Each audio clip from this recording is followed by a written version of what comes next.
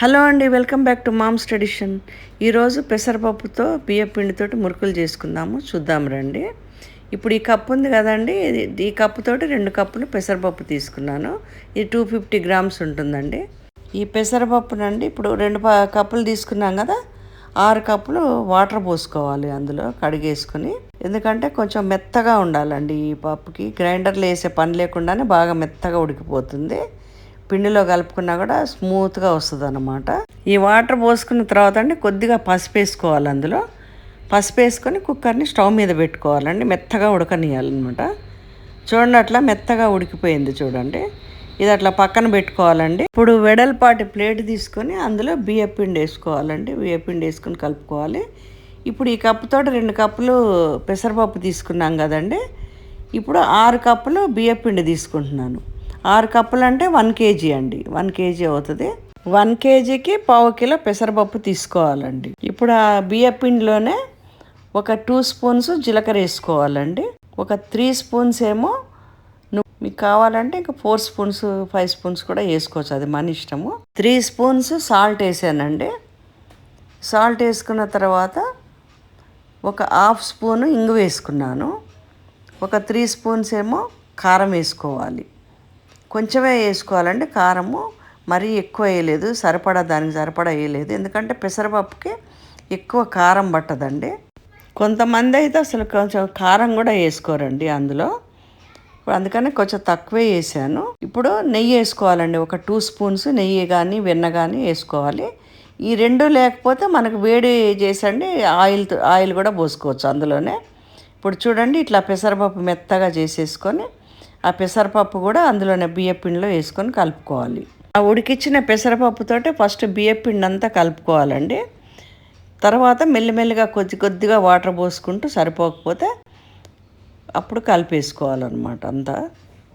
చూడండి అదంతా అట్లా కలుపుకోవాలి మొత్తం. అప్పుడు ఎంత మనకు వాటర్ అవసరం పడుద్దో అప్పుడు దాన్ని బట్టి మనం కొద్దిగా పోసుకుంటూ కలిపేసుకోవాలన్నమాట పిండి అంతా.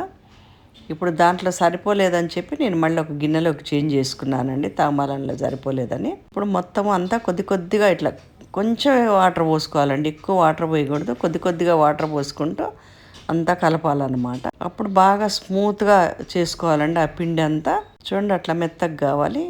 ఇంకా కొంచెం వాటర్ పోసుకొని ఇంకా కొద్దిగా మెత్తగా చేసుకోవాలి. ఎక్కువ పోయకూడదు వాటర్, ఎందుకంటే ఆయిల్ ఎక్కువగా గుంజుతుందండి ఎక్కువ వాటర్ పోసామంటే.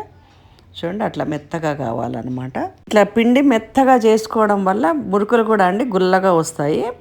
మనం అంతా పిండి పిసికేసిన తర్వాత ఒక తడి బట్ట తీసుకుని దానిపైన కప్పుకోవాలండి.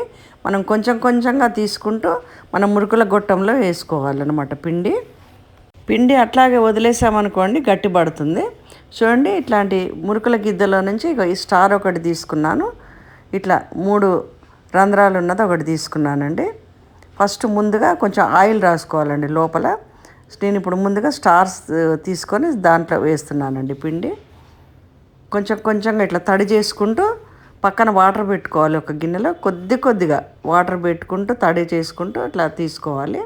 అప్పుడే స్మూత్గా ఉంటుందండి పిండి. ఇప్పుడు ఒక ప్లేట్ తీసుకొని దానిపైన నేను వేసుకున్నానండి. లేకపోతే మీరు ఇట్లా జాలిగంట పైన కూడా మీరు వేసుకోవచ్చు. ముందుగా స్టవ్ ముట్టించి కడాయి పెట్టి ఆయిల్ పోసుకోవాలండి. చూడండి ఫస్ట్ ఆయిల్ కాగిందో లేదో చూసుకోవడానికి కొంచెం పిండి వేసి చూడాలి. ఇలా మీడియంలో పెట్టుకోవాలండి. కాగిన తర్వాత మళ్ళీ మీడియంలో పెట్టుకొని ఇప్పుడు మురుకుల్ని ఏదైతే మనం చేసి పెట్టుకున్నామో ఆ మురుకులు అందులో వేసుకోవాలండి. నూనె కాగిందండి. ఇప్పుడు ఒక్కొక్కటిగా చేసుకున్న మురుకులు అందులో వేసుకోవాలి. చూడండి లోపల కూడా ఉడకాలన్నమాట. మీడియంలో ఉంటేనే లోపల కూడా ఉడుకుతుంది. మరీ తగ్గించొద్దండి, తగ్గిస్తే మురుకులు మెత్తబడిపోతాయి. చూడండి ఆ కలర్లో రావాలన్నమాట, గోల్డెన్ కలర్లో రావాలి. పెసరపప్పుకి కారం తగ్గిస్తాం కాబట్టి ఎక్కువ బ్రౌన్ కలర్ రాదండి, ఈ కలరే వస్తుంది. చాలా టేస్టీగా కూడా ఉంటాయండి. చూడండి ఇప్పుడు 3 రంధ్రాలు ఇది కూడా గొట్టం పెట్టాను. ఇప్పుడు దాంట్లో ఇవి వేసానండి, ఇవే ఎక్కువ వేసాను అనమాట. ఈ మురుకులనండి ఆయిల్లోంచి తీసిన తర్వాత ఒక జాలి గిన్నెలో వేసుకోవాలండి. ఆయిల్ అంతా కింద కారిపోతుంది ఏదైనా ఉన్నా కూడా. తర్వాత గిన్నెలో వేసుకోవాలి. ఈ మురుకులండి పూర్తిగా చల్లారిన తర్వాతనే మీరు తీసి పెట్టుకోవాలి. ఇవి 15-20 రోజులు నిలవ ఉంటాయి. చాలా టేస్టీగా ఉంటాయి. ఇవాళకి ఇంతేనండి. షేర్ చేయండి, సబ్స్క్రైబ్ చేయండి, లైక్ చేయండి.